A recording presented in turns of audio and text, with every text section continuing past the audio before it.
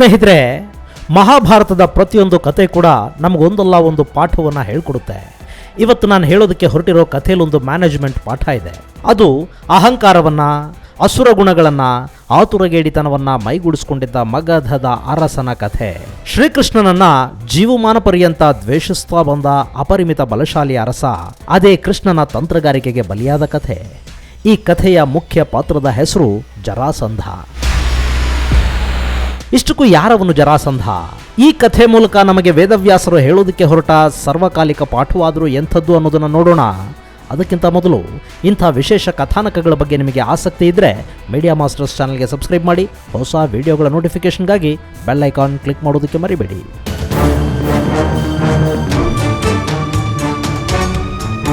ಅಪ್ರತಿಮ ಬಲಶಾಲಿ ಭೀಮ ಅವತ್ತು ತೀರಾ ಸುಸ್ತಾದಂತೆ ಕಾಣ್ತಿದ್ದ. ದೈಹಿಕವಾಗಷ್ಟೇ ಅಲ್ಲ, ಅವನು ಮಾನಸಿಕವಾಗಿ ಕೂಡ ಬಲ ಕಳ್ಕೊಳ್ಳೋದಕ್ಕೆ ಶುರು ಮಾಡಿದ್ದ. ದಿನಗಟ್ಟಲೆ ಕಾದಾಡಿದ್ರೂ ಕೂಡ ಮಗಧದ ಅರಸ ಜರಾಸಂಧನನ್ನು ಸೋಲಿಸೋದಕ್ಕೆ ಭೀಮನಿಂದ ಸಾಧ್ಯವಾಗ್ತಿರಲಿಲ್ಲ. ನೆಲಕ್ಕೆ ಬಿದ್ದ ಪ್ರತಿ ಬಾರಿಯೂ ಆ ಅರಸ ಚೆಂಡಿನಂತೆ ಮತ್ತೆ ಮತ್ತೆ ಪುಟಿದೇಳ್ತಿದ್ದ.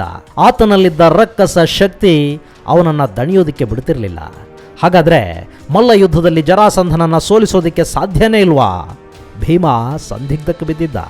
ಎಂತೆಂಥ ಕಲಿಗಳನ್ನೇ ನೆಲಕ್ಕೆ ಕೆಡವಿ ಹಾಕಿದ್ದ ಭೀಮನಿಗೆ ಈ ಇಳಿ ವಯಸ್ಸಿನ ಮುದುಕನನ್ನು ಪರಾಭವಗೊಳಿಸೋದು ಅಸಾಧ್ಯ ಅನ್ನಿಸಲಾರಂಭಿಸಿತ್ತು. ಆದರೂ ಛಲ ಬಿಡದ ತ್ರಿವಿಕ್ರಮನಂತೆ ಜರಾಸಂಧನನ್ನು ಎತ್ತಿ ಎತ್ತಿ ನೆಲಕ್ಕೆ ಬಡಿತಿದ್ದ. ಆದರೂ ಅವನ ಶ್ರಮ ಎಲ್ಲ ನೀರಲ್ಲಿ ಹೋಮ ಮಾಡಿದ ಹಾಗಾಗ್ತಿತ್ತು. ಅಲ್ಲಿ ಭೀಮನಿಗೆ ಗೊತ್ತಿಲ್ಲದ ವಿಷಯಗಳು ಸಾಕಷ್ಟಿದ್ವು. ಅದು ಸಮೃದ್ಧವಾಗಿ ತಲೆ ಎತ್ತಿ ನಿಂತಿದ್ದ ಮಗಧ ದೇಶ. ಆ ನೆಲವನ್ನ ಬೃಹದ್ರಥ ಅನ್ನೋ ರಾಜ ಆಳ್ವಿಕೆ ಮಾಡ್ತಿದ್ದ. ಸಂಪತ್ತು, ಸುಖ, ಸಮೃದ್ಧಿ, ಸಾಮ್ರಾಜ್ಯ ಹೀಗೆ ಪ್ರತಿಯೊಂದು ಇದ್ರೂ ಕೂಡ ಅವನನ್ನು ಒಂದೇ ಒಂದು ಕೊರಗು ಇನ್ನಿಲ್ಲದ ಹಾಗೆ ಕಾಡ್ತಿತ್ತು.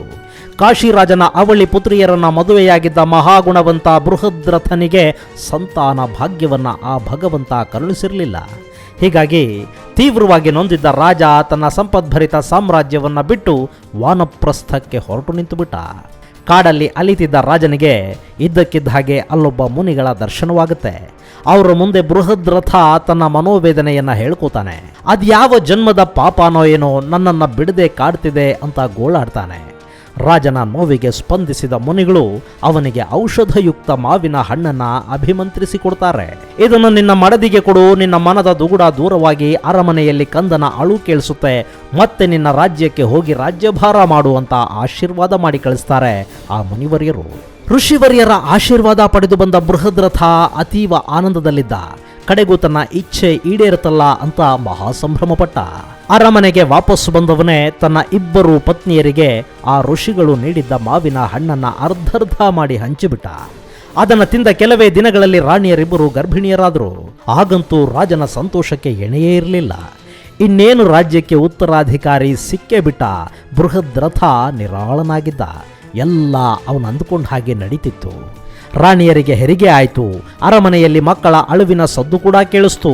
ಆದರೆ ಮಕ್ಕಳಾದ ಸುದ್ದಿ ರಾಜನ ಪಾಲಿಗೆ ಸಿಹಿ ಸುದ್ದಿಯಾಗಿರಲಿಲ್ಲ. ಬದಲಿಗೆ ಆಘಾತಕಾರಿ ವಿಷಯ ಆಗಿತ್ತು. ಕಾರಣ ಆ ಇಬ್ಬರು ರಾಣಿಯರಿಗೆ ಹುಟ್ಟಿದ್ದು ಅರ್ಧರ್ಧ ಶಿಶುಗಳು. ಇದನ್ನ ಕಂಡ ಇಡೀ ಅರಮನೆ ಗಾಬರಿಯಾಯಿತು. ರಾಜ್ಯದ ಜನತೆ ಈ ಸುದ್ದಿ ಕೇಳಿ ಬೆಚ್ಚಿಬಿದ್ರು.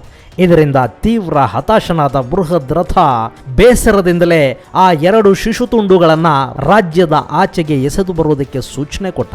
ಅದರಂತೆ ಸೈನಿಕರು ಆ ಅರ್ಧರ್ಧ ದೇಹಗಳನ್ನು ತಗೊಂಡು ಹೋಗಿ ಎಸೆದು ಬಂದರು. ಆದರೆ ಅಲ್ಲೊಂದು ವಿಸ್ಮಯ ಘಟಿಸಿತ್ತು.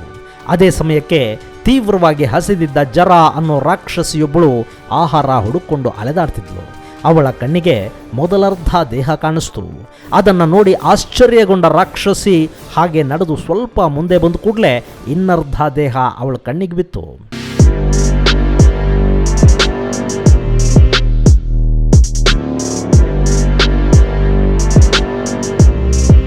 ಆ ಎರಡೂ ವಿಚಿತ್ರ ದೇಹಗಳನ್ನು ಕೈಯಲ್ಲಿ ಹಿಡಿದು ಜೋಡಿಸಿದ ತಕ್ಷಣ ಆ ಅರ್ಧರ್ಧ ದೇಹಗಳು ಅಂಟ್ಕೊಂಡು ಶಿಶು ಸಂಪೂರ್ಣ ದೇಹವನ್ನು ಪಡ್ಕೊಳ್ತು.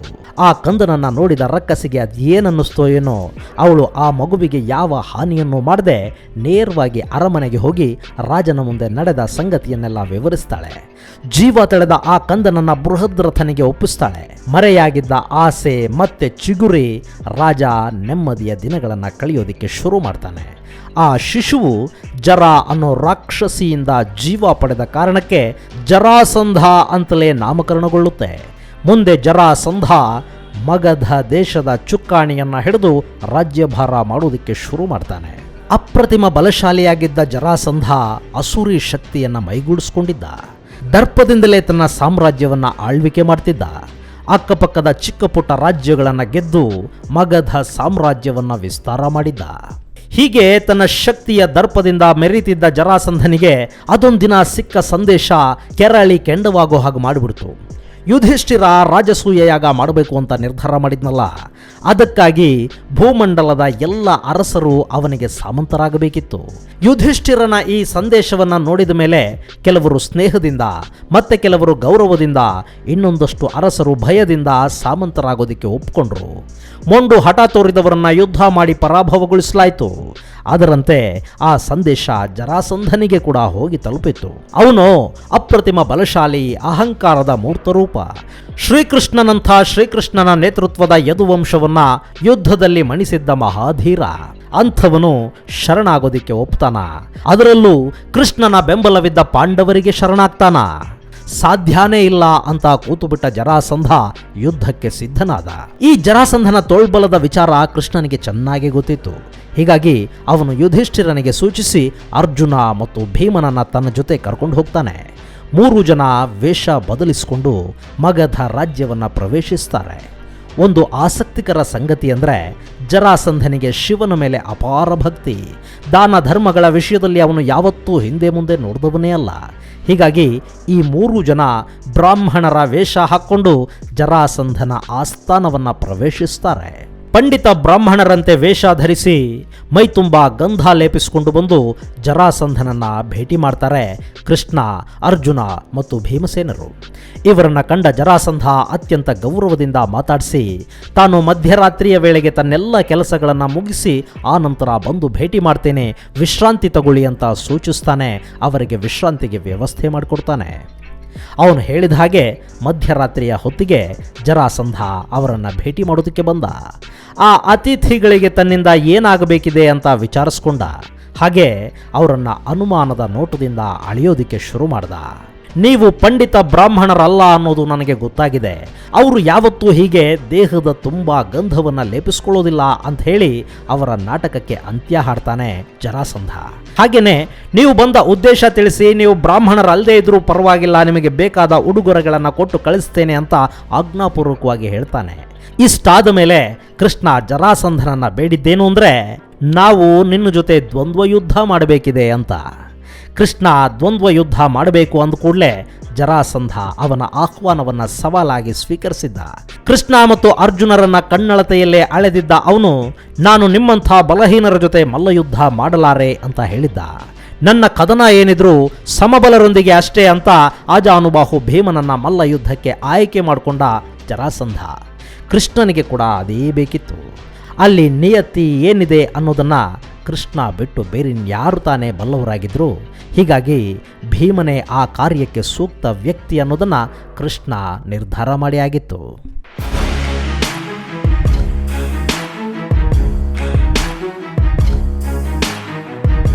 ಜರಾಸಂಧ ದ್ವಂದ್ವ ಯುದ್ಧಕ್ಕೆ ಸಿದ್ಧನಾಗಿ ನಿಂತಿದ್ದ. ತನ್ನನ್ನು ಮಣಿಸುವ ಗಂಡು ಯಾರಿದ್ದಾರೆ ಅನ್ನೋ ಅಹಂಕಾರ ಅವನದ್ದು. ಹಾಗಾಗಿನೇ ಅವನಿಗೆ ಭೀಮ ತನ್ನ ಮುಂದೆ ಯಾವ ಲೆಕ್ಕನೂ ಅಲ್ಲ ಅನ್ನಿಸ್ತಿತ್ತು. ಇನ್ನೊಂದು ವಿಶಿಷ್ಟ ಅಂದರೆ ಜರಾಸಂಧನ ಜನ್ಮನೇ ವಿಭಿನ್ನವಾಗಿತ್ತಲ್ಲ. ಹೀಗಾಗಿ ಆತ ಅದು ಹೇಗೆ ಸಾವನ್ನಪ್ತಾನೆ ಅನ್ನೋ ರಹಸ್ಯ ಯಾರಿಗೂ ಗೊತ್ತಿರಲಿಲ್ಲ. ಬಹುಶಃ ಯಮನಿಗೆ ಕೂಡ ಆ ಗೊಂದಲ ಕಾಡ್ತಿತ್ತೇನೋ. ಹಾಗಾಗಿ ಅವನನ್ನು ಕೊಲ್ಲೋದಿರಲಿ, ಸೋಲಿಸೋದು ಕೂಡ ಅವತ್ತಿನವರೆಗೆ ಯಾರಿಂದಲೂ ಸಾಧ್ಯ ಆಗಿರಲಿಲ್ಲ. ಅರಮನೆಯ ಆವರಣದಲ್ಲಿ ಜರಾಸಂಧ ಹಾಗೂ ಭೀಮನಿಗೆ ದ್ವಂದ್ವ ಯುದ್ಧ ಶುರುವಾಗಿ ಬಿಡ್ತು. ಮೊದಲು ಜರಾಸಂಧ ಕೊಂಚ ಮೇಲುಗೈ ಸಾಧಿಸಿದರೂ ಕೂಡ ಭೀಮನ ಭುಜಬಲ ಪರಾಕ್ರಮದ ಮುಂದೆ ಆ ವೃದ್ಧ ಅರಸನ ಪಟ್ಟುಗಳು ಸಾಲದಾದವು. ಭೀಮ ತನ್ನ ಮೈಯೊಳಗಿನ ಶಕ್ತಿಯನ್ನೆಲ್ಲ ಹಾಕಿ ಜರಾಸಂಧನನ್ನ ನೆಲಕ್ಕೆ ಕೆಡವಲಾರಂಭಿಸಿದ. ಹೀಗೆ ಅವರಿಬ್ಬರು ಅದೆಷ್ಟೋ ಸಮಯ ದಣಿವೆ ಇಲ್ಲದವರ ಹಾಗೆ ಕಾದಾಡಿದ್ರು. ಭೀಮ ಅದೆಷ್ಟೇ ಬಾರಿ ಜರಾಸಂಧನನ್ನ ನೆಲಕ್ಕೆ ಕೆಡವಿದ್ರು ಆಸಾಮಿ ಸ್ವಲ್ಪನೂ ಘಾಸಿಗೊಳ್ಳಿಲ್ಲ. ನೆಲಕ್ಕೆ ಬಿದ್ದ ಪ್ರತಿ ಬಾರಿಯೂ ಅವನು ಪುಟಿದೇಳ್ತಿದ್ದ. ಅವನ ದೇಹ ಮತ್ತಷ್ಟು ಹುರುಪಿನಿಂದ ಕದನಕ್ಕೆ ಸಜ್ಜಾಗ್ತಿತ್ತು. ಭೀಮ ಅದೆಷ್ಟು ಬಾರಿ ಜರಾಸಂಧನನ್ನ ಕೆಡವಿದ್ನೋ ಲೆಕ್ಕನೇ ಇಲ್ಲ. ಕೊನೆಗೆ ಆ ರಕ್ಕಸನ ಜೊತೆ ಸೆಣಸಿ ಭೀಮ ನಿಶ್ಶಕ್ತನಾಗಲಾರಂಭಿಸಿದ್ದ.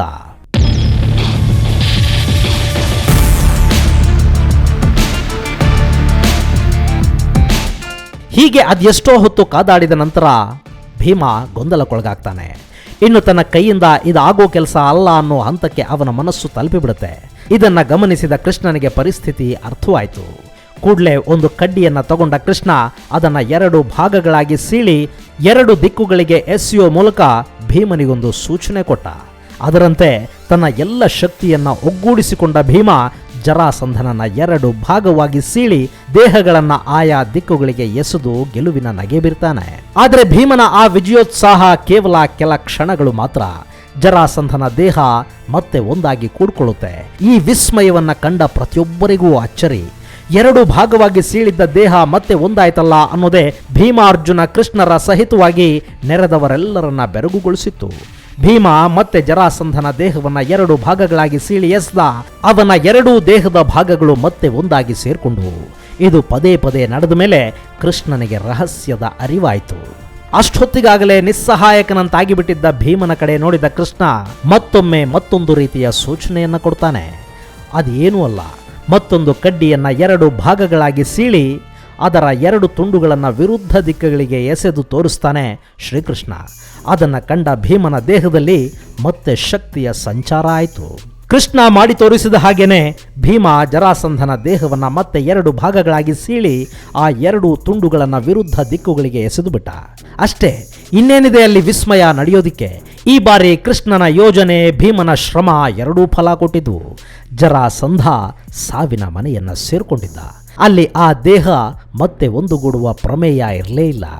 ಆ ಮೂಲಕ ಜರಾಸಂಧನ ವಧೆ ಯಶಸ್ವಿಯಾಗಿತ್ತು. ಸ್ನೇಹಿತರೆ, ಈ ಜರಾಸಂಧನ ವಧೆಯ ಕಥೆ ಇದೆಯಲ್ಲ, ಇದರ ಮೂಲಕ ಮಹಾಭಾರತ ನಮಗೊಂದು ಮ್ಯಾನೇಜ್ಮೆಂಟ್ ಪಾಠವನ್ನು ಹೇಳ್ಕೊಡುತ್ತೆ. ಈ ಸ್ಪರ್ಧಾ ಜಗತ್ತಿನಲ್ಲಿ ನಾವು ಯಾರ ಜೊತೆಗಾದರೂ ಹೋರಾಡಬೇಕಾಗಿ ಬಂದಾಗ ನಮ್ಮ ಶತ್ರು ಯಾರು ಮತ್ತವರ ಶಕ್ತಿ ಎಂಥದ್ದು ಅನ್ನೋದನ್ನು ತಿಳ್ಕೊಳ್ಳದೆ ಕದನಕ್ಕೆ ನಿಂತರೆ ನಮ್ಮ ಸೋಲನ್ನು ತಪ್ಪಿಸೋದಕ್ಕೆ ಯಾರಿಗೂ ಸಾಧ್ಯವಾಗೋದಿಲ್ಲ. ಹಾಗೇನೆ ನೀವು ಯಾರನ್ನಾದರೂ ಗೆಲ್ಲಬೇಕಿದ್ರೆ ಮೊದಲು ಅವರ ಬಲಹೀನತೆಗಳನ್ನು, ಅವರ ರಹಸ್ಯಗಳನ್ನು, ಅವರ ಶಕ್ತಿ ಸಾಮರ್ಥ್ಯಗಳನ್ನು ತಿಳ್ಕೋಬೇಕು. ಯಾರಿಗೆ ಅದರ ಸ್ಪಷ್ಟ ಅರಿವಿರುತ್ತೋ ಅವರಿಗೆ ಗೆಲುವು ಶತಸಿದ್ಧ. ಇದು ಇವತ್ತಿನ ಸ್ಪರ್ಧಾ ಜಗತ್ತಿನಲ್ಲಿ ಪ್ರತಿಯೊಬ್ಬರೂ ಅರ್ಥ ಮಾಡ್ಕೋಬೇಕಾದ ಪಾಠ. ಇದು ಸ್ನೇಹಿತರೆ ಮಹಾಭಾರತದಲ್ಲಿ ಬರೋ ಜರಾಸಂಧನ ಕಥೆ, ಹಾಗೂ ಅದು ನಮಗೆ ಹೇಳಿಕೊಡೋ ಪಾಠ. ಇಂಥದ್ದೇ ಮತ್ತೊಂದು ಕುತೂಹಲಕಾರಿ ವಿಷಯವನ್ನು ತಗೊಂಡು ಮುಂದಿನ ಸಂಚಿಕೆಯಲ್ಲಿ ನಿಮ್ಮನ್ನ ಭೇಟಿ ಮಾಡ್ತೀನಿ. ಅಲ್ಲಿವರೆಗೂ ಜೈ ಹಿಂದ್, ಜೈ ಕರ್ನಾಟಕ.